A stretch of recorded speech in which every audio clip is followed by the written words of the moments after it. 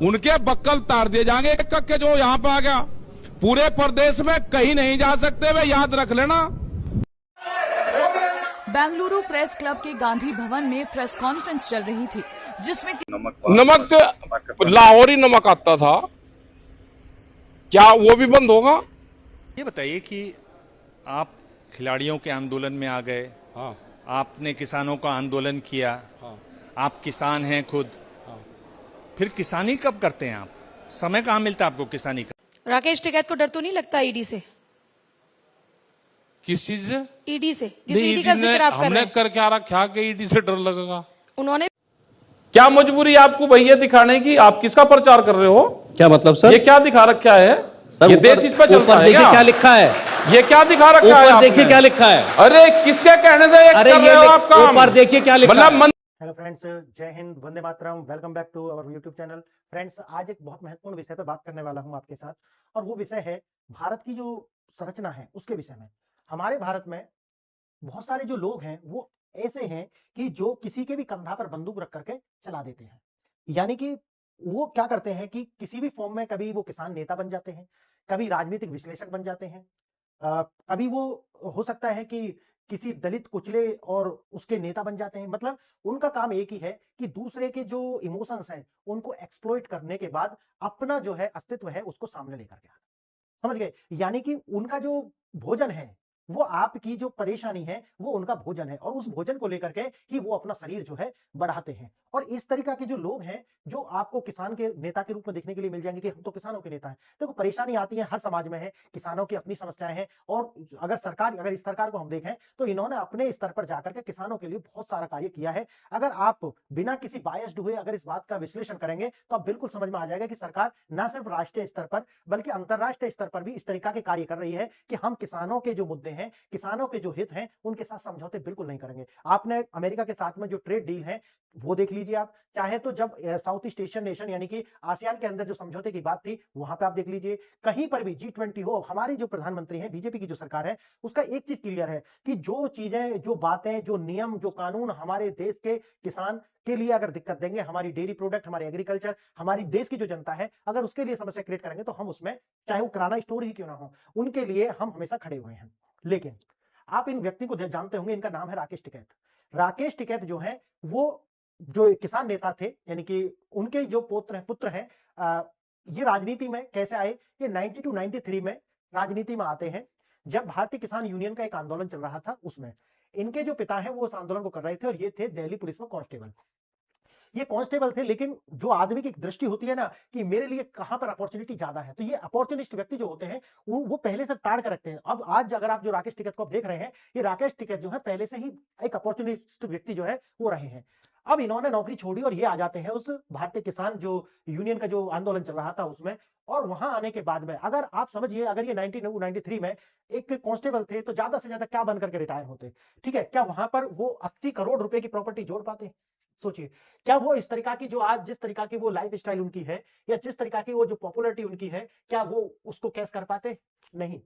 आप सोचिए इस बात को लेकर के कि इन्होंने किसानों के लिए लड़ते लड़ते क्या किया है। इन्होंने इनकी जो संपत्ति और जो जीवन शैली है आज उसके ऊपर सवाल उठ रहे हैं, और इनके पास 80 करोड़ रुपए की जो संपत्ति है अनुमानित वो है। मीडिया रिपोर्ट्स के अनुसार अगर हम माने तो 4 राज्यों के अंदर 13 शहरों में इनके पास में जो संपत्ति है वो देखी गई है।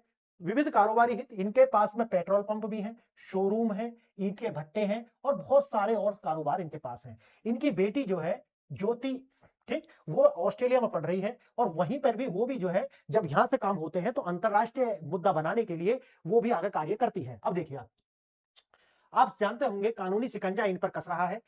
11 साल पुराने मामले में आरोप तय हुए हैं। गाजियाबाद के अंदर जो राकेश टिकैत है, इनके समेत 36 लोग और थे जिन पर ट्रायल जो है वो चलाने के आदेश दिए गए हैं। क्यों दिए गए हैं? 2014 में अजीत सिंह, ठीक है, उनके सरकारी बंगले को खाली कराने का जो विरोध प्रदर्शन और उसमें जो दंगे हुए थे उनके आरोप इन पर है। अगली सुनवाई 2 जनवरी को है। कोर्ट ने साक्ष्य प्रस्तुत करने के लिए अगली तारीख जो है 2 जनवरी निर्धारित की है, और 2 जनवरी के बाद में इनका जो है आप समझ लीजिए कि अब सरकार जब एजेंसियां इनके पीछे पड़ेंगी तो इनके काले चिट्ठे खुल करके सामने आने वाले हैं। ये बक्कल तारने की बात करते हैं, तो अब इनकी जो बक्कल है वो हमारी सरकार और उनकी एजेंसियां जो है वो तारने वाली हैं। देखिए, राकेश टिकैत किसान नेता या फिर राजनीतिक खिलाड़ी। अब देखो, अगर आप ये तय करना है ना कि कौन राजनेता है और राजनीतिक खिलाड़ी है या फिर वो किसान नेता है, अगर आपको ये तय करना है तो 2-3 चीज आप उसमें देख सकते हैं। पहली चीज, अगर कोई व्यक्ति हिंदू धर्म को जो लेकर के अपमानजनक टिप्पणी करने लगे, यानी कि जैसे ही हिंदू धर्म की बात आए तो वो जो है एकदम सेक्युलर होने का कोशिश करे, समझ गए, यानी कि ये क्या है, वो क्या है, राम मंदिर, ये फलाना, गंगा जमुना, ये इस तरीके की जो बात है कि हिंदू हित जो है, यानी कि हिंदू की जो मान्यता है उन पर अगर वो तुरंत जो है तीखी टिप्पणी पर आ जाए और आग बबूला हो जाए, समझ लेना वो राजनीतिक खिलाड़ी है, वो एक राजनीतिक खिलाड़ी है, आप ये समझ लेना। क्योंकि राजनीतिक खिलाड़ी होने के लिए सबसे पहली जो शर्त है, जो किसान नेता है उसे क्या मतलब, वो अगर कोई बुराई है, किसी भी धर्म मजहब में कोई बुराई है, वो कहते हैं उनमें भी खराब है, इनमें भी खराब। उदाहरण के लिए आपने देखा होगा कि अभी एक नीतीश कुमार कुछ नौकरी के लिए कुछ पत्र बांट रहे थे, तो उसमें एक लड़की आई और उसने जो है हिजाब पहना हुआ था कुछ, है ना, तो उन्होंने जांचने के लिए, वैसे भी बड़े बूढ़े आदमी, तो उन्होंने वो हटा करके देख लिया। हटाने के बाद में जो है वो एकदम अलग अलग तरीका के जो नेता के बयान आने लगे, और आईएमआईएम के जो नेता वो तो बिल्कुल ही मतलब बवाली हो गया, वो कह रहा कि हाथ काट लेंगे, मतलब अलग तरीका की टिप्पणी, मैं उसका भी आपको दिखाऊंगा। अब आप समझिए, वही एक वीडियो साथ में ही चल रही है, आपने सोशल मीडिया पे है, आपने देखी होगी। उसमें क्या है कि राजस्थान के जो मुख्यमंत्री थे अशोक गहलोत, वो एक जगह जाते हैं और वहां पर एक महिला जो घूंघट करी हुई खड़ी थी, वो उसका घूंघट जो है वो उगाड़ देते हैं। अब सोचिए, घूंघट करना पिछड़ेपन की निशानी है। आप अपनी एजुकेशन में पढ़ते आए होंगे, अगर यूपीएससी की तैयारी कर रहे होंगे तो वहां तो बिल्कुल आपने पढ़ी होगी कि भाई सिंदूर लगाना बिल्कुल ये तो फेमिनिज्म के खिलाफ और महिलाओं पर अत्याचार हो रहे हैं। घूंघट करना तो ये तो और भी बुरी प्रथा है, घूंघट प्रथा है। लेकिन वहीं अगर आप बात करते हो कि अगर कोई जो है हिजाब पहन रहा है, बुर्का पहन रहा है, पूरा जो है वो बांध करके चला, पता ही नहीं है कि अंदर आदमी है या फिर औरत है, पुरुष है, महिला है, किन्नर है, कौन है, पता ही नहीं है, आतंकवादी है, ये भी नहीं पता। अब वो जो है वो क्या है, वो धर्म का अंग है। जबकि आप इस्लाम में पढ़ोगे तो ये जो ना तो हिजाब, ना तो बुर्का, ना तो मस्जिद, ये जो है ना 5 जो प्रिंसिपल है इस्लाम के, उनमें आते ही नहीं है। क्लियर? अब होता क्या है कि अब देखिए आप, ये जो लोग हैं ये घूंघट को तो पिछड़ा हुआ मानेंगे, कौन, ये राजनीतिक खिलाड़ी। आपको राजनीतिक पहचान करनी है ना किसी की राजनीतिक है या नहीं, तो वो इसको तो राजनीति क्या मानेंगे, पर्दा प्रथा को तो पिछड़ा हुआ मानेंगे, और लेकिन जो हिजाब है उसे धार्मिक स्वतंत्रता मानेंगे। अब समझिए आप, अगर कोई व्यक्ति, देखो मैं आपको लिटमस टेस्ट बता रहा हूं, अब अगर कोई व्यक्ति, और देखिए, अगर आपको, ऐसा नहीं है कि कोई किसान नेता ही हो या फिर कोई नहीं, जो सोशल मीडिया पर भी लोग हैं, जो सोशल मीडिया इन्फ्लुएंसर बने घूम रहे हैं, चिकारा जैसे जो लोग हैं, ठीक है, वो भी मैं आपको बता रहा हूं, अगर कोई व्यक्ति ऐसा हो कि जो सिर्फ और सिर्फ हिंदुओं के अंदर जो है, यानी कि जो हिंदुइज्म है उसके अंदर बुराई देखता हो, लेकिन जैसे ही क्रिश्चियनिटी की या फिर इस्लाम की बात आती हो तुरंत उसका जो है मुंह में दही जम जाती हो, वहां कोई समस्या नहीं है, वहां पर वो दले दमे कुचले हैं, उनके पास तो बस यही है और कुछ नहीं है, इसलिए मैं इस तरह की बकैती अगर कोई करता है तो समझ लेना कि वो एक राजनेता है। क्योंकि भारत के अंदर अगर आपको राजनेता नेता बनना है ना, तो ये 4-5 क्वालिटी आपके अंदर होनी चाहिए, एकदम ढीठता होनी चाहिए आपके अंदर, राजनेता पहचानना। अब देखना आप राकेश टिकैत के अंदर आपको ये सारी क्वालिटी देखने के लिए मिलेंगी। अगर आपको ये क्वालिटी उनमें देखने के लिए मिल रही है तो आप समझ लीजिए कि वो एक किसान नेता नहीं बल्कि एक राजनीतिक खिलाड़ी ही है। अब देखिए, अब चलेगा मुकदमा, टिकैत समेत 36 आरोपियों पर जो मैंने बताया है उन पर आरोप तय होंगे। एमपी एमएलए कोर्ट में ये मामला जो गया है, भारतीय किसान यूनियन के राष्ट्रीय प्रवक्ता राकेश टिकैत और 35 अन्य लोग हैं जिन पर यह मुकदमा चलने वाला है। कोर्ट ने आरोपियों पर ट्रायल चलाने का जो आदेश है वो दे दिया है। अब इनके हाथों में हथकड़ी सजने वाली है, इनको जेल जाने के लिए अब बेला जो है, वो जेल जाने की जो बेला है वो आ चुकी है, ठीक है, वो घड़ी आ चुकी है। क्यों? कारण ये है कि तुम किसान नेता नहीं, तुम्हें घंटा फर्क नहीं पड़ता किसानों से। जो किसान नेता है उनको जो है उनकी इतनी प्रॉपर्टी इकट्ठी, कहाँ का किसान भाई, कौन सी प्रॉपर्टी कहाँ से आई, इसकी ही तो सारी जांच होगी आगे। और भी अभी तो ये दूसरे मामले में जा रहे हैं, लेकिन जब एक बार तुलते हैं तो फिर आगे भी नपते हैं। एग्जीबिशन, अब देखिए 11 साल पुराना जो मामला है ये सामने आया। 2014 में स्वर्गीय जो अजीत सिंह है, उनका दिल्ली स्थित सरकारी जो कोठी थी उसको खाली कराने के लिए इन्होंने विरोध प्रदर्शन करे। राष्ट्रीय लोकदल और भारतीय किसान यूनियन सैकड़ों कार्यकर्ताओं ने मुरादनगर गंग नहर पर हिंसक प्रदर्शन किए। कौन से हिंसक? जो कि संविधान तो अनुमति देता नहीं है हिंसक प्रदर्शन की। पुलिस कार्रवाई, हालात काबू करने के लिए पुलिस को लाठी चार्ज करना पड़ा था, इतनी हिंसक थी ये सारी जो घटना थी। परिणाम क्या हुआ? मुरादनगर थाने में 36 लोगों के खिलाफ ये जो मुकदमा दर्ज कराया गया। क्या कोई किसान किसी नेता को कोठी के लिए सड़क पर दंगा क्यों करेगा भाई? सोचो आप, अगर किसी नेता, अगर वो किसान नेता है तो कोठी से उसका क्या मतलब, कौन कोठी में है कौन कोठी में नहीं है, तुम किसानों के हित के लिए काम करो तो समझ में आता है। लेकिन आप किसानों से क्या मतलब है, हम तो कोठी के लिए करेंगे। देखो आप, अन्नदाताओं के कंधों पर रखी राजनीतिक बंदूक। अब याद रखना, जो मैं आपको अभी बता रहा था कि राजनीतिक है या नहीं, राजनीतिक जो व्यक्ति होगा ना, वो अपनी बंदूक का जो नाल है उसको दूसरे के कंधा पर रख करके चलाएगा, यानी कि वो अवसर ढूंढेगा। जैसे इन्होंने यहाँ अन्नदाता, यानी कि आपका जो इमोशन है, इमोशन को एक्सप्लॉइट करना, ये आना चाहिए। तो ये भी एक राजनेता की क्वालिटी है। अब देखिए, अन्नदाताओं के कंधों पर रखी राजनीतिक बंदूक, भारत में जो किसान है उनकी समस्या है, ये आप समझते हैं। और ये आज से नहीं है, आजादी के बाद से लेकर के 2014 तक जितनी विकराल समस्याएं थी वो किसानों के समक्ष थी, लेकिन 2014 में मोदी सरकार आने के बाद उनमें बहुत अच्छे से कार्रवाई उन्होंने की। और मैं ये नहीं कहता कि समस्या खत्म हो गई, समस्या आज भी है। और समस्या, क्योंकि भारत की जो एग्रीकल्चर है, मैं आपको किसी और लेक्चर में बताऊंगा कि वो एग्रीकल्चर बहुत ज्यादा कॉर्पोरेटाइज है नहीं। और अगर कॉर्पोरेटाइज करने के लिए अगर आप कानून लाओगे तो इन्हीं किसानों को जो भड़का करके तुम ला करके दिल्ली में बैठा दोगे, समझ गए। तो आप जो चाहते ही नहीं हो कि समस्या खत्म हो, क्यों? क्योंकि समस्या अगर रहेगी तभी आपकी दुकान चलेगी। क्लियर? खेतों में मेहनत करता है जो किसान होता है, आप जानते हैं भारत के कि जो जोत है, यानी कि जो लैंड है, वो बहुत छोटी है भारत के अंदर। और बड़ी संख्या में जो बड़े किसान हैं, जो हम कह सकते हैं कि भाई बहुत ज्यादा एग्रीकल्चर जो करते हैं, वो किसान बहुत कम है, समझ गए ना। भारत के अंदर तो उनकी संख्या बहुत कम है। नेताओं के बंगलों के लिए इन्होंने विरोध प्रदर्शन, जैसा कि मैंने आपको बताया है। दूसरा, संपत्ति का खुलासा। 800 यानी कि 80 करोड़ का जो अनुमानित संपत्ति, जो मैंने आपको शुरू में बताया है कि उसमें इनका जमीन जो है, जमीन का कारोबार, शोरूम, पेट्रोल पंप और ईंट के भट्टे और बहुत सारे इसी तरीका के जो बिजनेस है वो है। ये कैसे हुआ भाई, ये भी पूछेगी ना इनसे, जो सरकार है, जो एजेंसी है, वो पूछेंगे आए कहां से भाई, इनका सोर्स क्या है, इनकम सोर्स क्या है, ये साहब का, ये पूछेंगे। अब इसमें चाहे क्या है, मैंने जो आपको बताया कि 4 राज्यों में लगभग 13 स्थानों पर, यानी कि इनकी जो प्रॉपर्टी है 13 शहरों में, 4 राज्यों में 13 शहरों में जो है इनकी साम्राज्य है ये। और ये जो पूरा है, जहां पर आप देखोगे मुजफ्फरनगर, दिल्ली, नोएडा, गाजियाबाद, ललितपुर, झांसी, मुंबई, लखीमपुर खीरी, हरिद्वार, रुड़की, देहरादून, इन सभी स्थानों पर जो है इनका जो है साम्राज्य खड़ा हुआ है। कौन सा किसान ऐसा है जिसके करोड़ों की संपत्ति है? अब देखो, मैंने जैसा कि आपको बताया, क्योंकि भारत के अंदर जो किसान है उसकी जो लैंड है वो छोटी है, तो 80 करोड़ तो बहुत ज्यादा है भाई। आप बात करते हो कि उन दमित कुचलों की, और साथ ही साथ में आप जो है एकदम एसी में बैठ करके, और तुम्हारे बच्चे भी बाहर पढ़ रहे हैं, और आप जो है ऐश मौज कर रहे हैं। बात किसकी कर रहे हैं? यही विरोधाभास है।